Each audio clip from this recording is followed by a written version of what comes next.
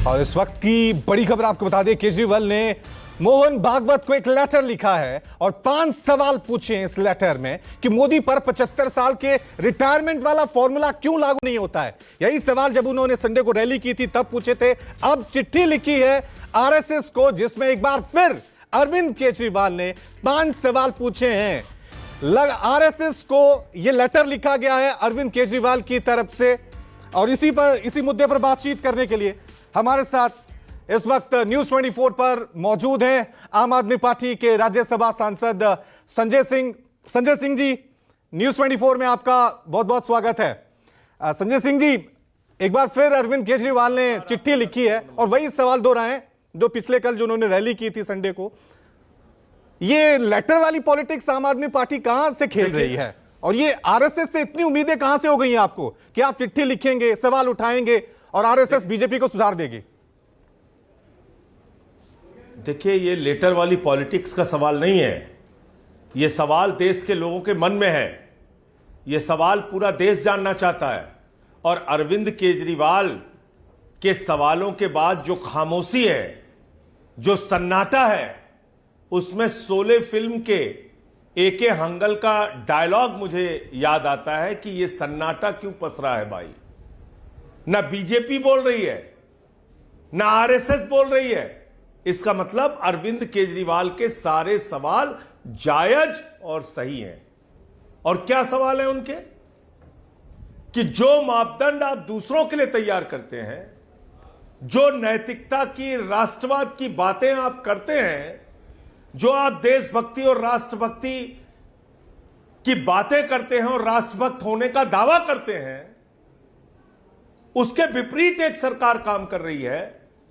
उसके विपरीत मोदी जी काम कर रहे हैं, उसके विपरीत देश के प्रधानमंत्री काम कर रहे हैं। आपकी क्या जिम्मेदारी है? क्या आपने इस पे कभी सवाल उठाया? बच्चों को शिक्षा देना क्या राष्ट्रभक्ति नहीं? बच्चों के लिए अच्छे स्कूल बनाना क्या देश की सेवा नहीं? क्या फ्री बिजली, फ्री पानी, फ्री इलाज, मोहल्ला क्लिनिक बनाना यह अपराध है क्या? और यह काम करने के लिए आपने इसको गुनाह मान लिया और मोदी जी ने केजरीवाल जी को जेल में डाल दिया, मनीष सिसोदिया को जेल में डाल दिया, सत्येंद्र जैन को जेल में डाल दिया। क्यों? ये तो राष्ट्र का ही काम कर रहे हैं ना। तो जब आरएसएस कहती है कि हम राष्ट्रभक्त संस्था हैं, हम राष्ट्र की सेवा करने के लिए आए हैं, हम राष्ट्रीय स्वयं सेवक हैं, तो क्या उनको प्रश्न नहीं पूछना चाहिए कि ईडी का, सीबीआई का दुरुपयोग करके आप पार्टियां तोड़ने में लगे हुए हैं? हमने अब तक बाइक चोर सुना था, सोना चोर सुना था, कार चोर सुना था। बीजेपी तो विधायक चोर हो गई है, सांसद चोर हो गई है, पार्टी चोर हो गई है। शरद पवार की घड़ी चुरा ली महाराष्ट्र के अंदर, उद्धव ठाकरे की तीर कमान चुरा ली। तो क्या ये मोहन भागवत जी को नहीं दिखता है? नहीं, लेकिन संजय जी, ये जो आपने पैसों का संजय जी लालच देके दुरुपयोग करके ये जो आपने सवाल पूछे, ये भी तो सांकेतिक पॉलिटिक्स हुई ना। ये आरएसएस को क्या दिख नहीं रहा है पहले क्या कि महाराष्ट्र में सरकार टूटी या मध्य प्रदेश में क्या कुछ हुआ? ये उनको दिख रहा है, हो सकता है वो भी उनके साथ हो। ये तो आप एक सांकेतिक पॉलिटिक्स कर रहे हैं। आपने उनसे कहा कि 75 वाला फॉर्मूला लागू कर दीजिए, वो लागू तो नहीं करेंगे ना।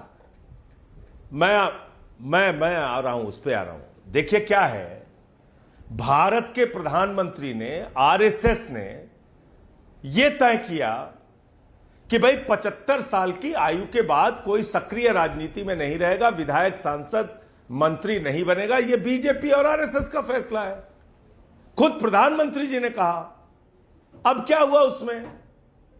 उसी आधार पर आपने लालकृष्ण आडवाणी जी को रिटायर कर दिया, मुरली मनोहर जोशी जी को रिटायर कर दिया, सुमित्रा महाजन जी को रिटायर कर दिया, शांता कुमार जी को रिटायर कर दिया, हमारे उत्तर प्रदेश के कलराज मिश्रा जी को रिटायर कर दिया। आपने पकड़ के सबको रिटायर करके बाहर कर दिया। तो क्या आपने 75 साल का फॉर्मूला उन लोगों की राजनीति को निपटाने के लिए किया? नहीं, अमित शाह कह रहे हैं, अमित शाह ने जवाब दिया इस बात का कि संविधान में तो कहीं लिखा नहीं है, कहीं संविधान में लिखा नहीं है कि 75 के बाद रिटायर कर देंगे। मैं आ रहा हूं। मैं ये कह रहा हूं कि जो फार्मूला देश के प्रधानमंत्री दूसरों पे लागू करते हैं, इस पार्टी के जन्मदाता पे लागू करते हैं, आडवाणी जी पे ही लागू कर दिया ये फार्मूला, तो मोदी जी पे क्यों नहीं लागू होना चाहिए? अमित शाह बचाव में आ जाते हैं, कहते नहीं नहीं मोदी जी तो 75 के बाद भी रहेंगे। क्यों रहेंगे भाई? क्या बीजेपी के नेताओं को, कार्यकर्ताओं को, आरएसएस को, मोहन भागवत जी को यह बात मंजूर है? तो इसलिए मोहन भागवत जी से सवाल पूछा गया है अरविंद केजरीवाल जी के द्वारा कि 75 साल का फॉर्मूला जो बाकी नेताओं पे लागू हुआ वो मोदी जी पे लागू होगा या नहीं लागू होगा? अच्छा, वो रिटायर होंगे या नहीं होंगे?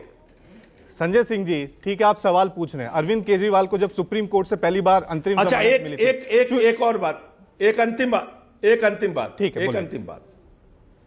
देखिए, बहुत बड़ी बात भारतीय जनता पार्टी के राष्ट्रीय अध्यक्ष जेपी नड्डा ने कही।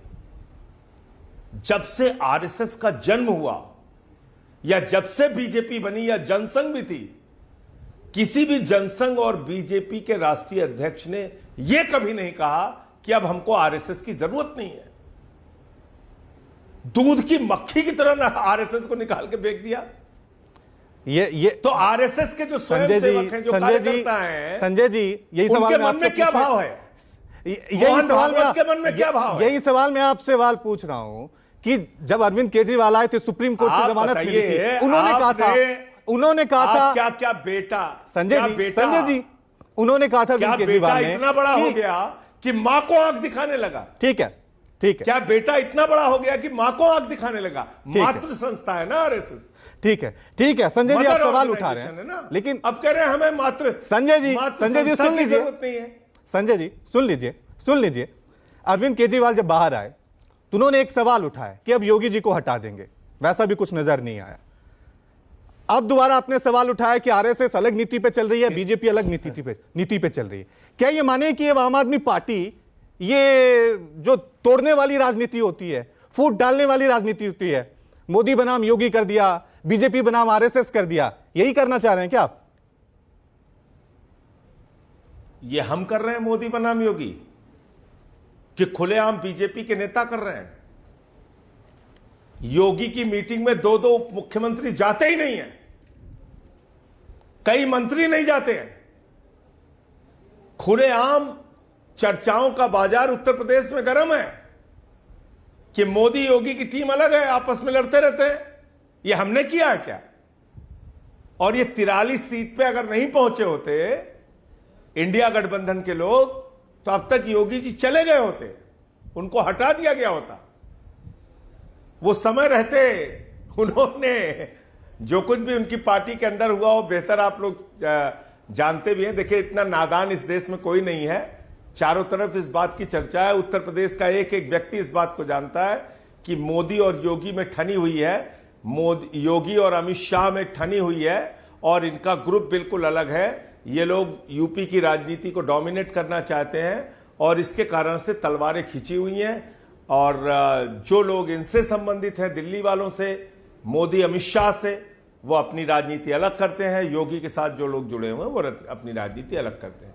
ये खुली किताब की तरह है। हालांकि योगी जी तो बने हुए ना चीफ मिनिस्टर। ना बोले कैमरे आप तो ये दावा कर रहे थे, बात अलग है। आप तो ये दावा कर रहे थे कि वो उनको सीएम से हटा दिया जाएगा, शिवराज सिंह चौहान की तरह, वसुंधरा राजे की तरह। वो तो बने हुए हैं। अरे तो 80 में 80 का भी दावा कर रहे थे लोग। 80 में 80 आएगी, 80 में 80 आएगी। तो 80 में 80 अगर आ गई होती तो रस्सी बांध देते ये लोग योगी जी को। आप देखते क्या करते। चलिए तो देखते हैं, 80 आई नहीं। देखते हैं संजय सिंह जी, आपने जो सवाल पूछा है उसका आरएसएस वाले क्या जवाब देते हैं, और दिल्ली की सियासत पर, देश की सियासत पर इन सवालों का, इस चिट्ठी वाली पॉलिटिक्स का क्या असर पड़ता है। बहुत बहुत शुक्रिया संजय जी हमारे साथ बातचीत करने के लिए।